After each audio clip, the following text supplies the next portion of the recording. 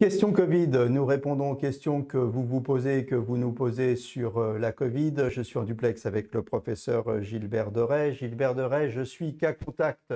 Est-ce que c'est grave? Alors, non, évidemment qu'en première intention, ce n'est pas grave, mais d'une part, il va falloir évidemment prendre des précautions et d'autre part, il va falloir que vous soyez un acteur de la chaîne de contamination.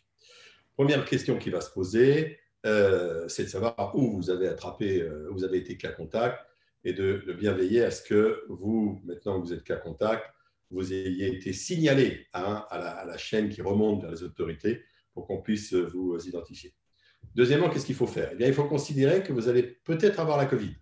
Et donc, vous allez vous isoler, vous allez porter évidemment un masque partout où vous êtes cette fois-ci, y compris chez vous.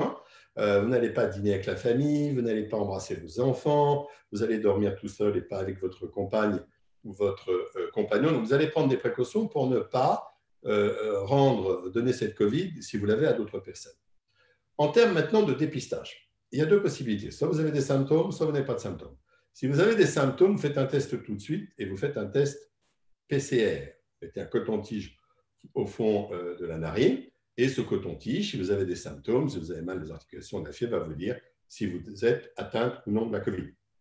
Puis si vous avez la Covid, à ce moment-là, prenez contact avec votre médecin traitant qui va vous dire ce qu'il faut faire.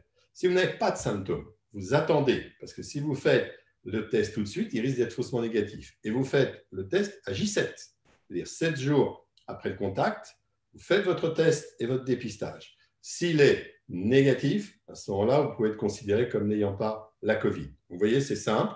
Et faites très attention à ne pas transmettre ce contact à une autre personne. Voilà, vous êtes cas contact, maintenant vous connaissez la marche à suivre.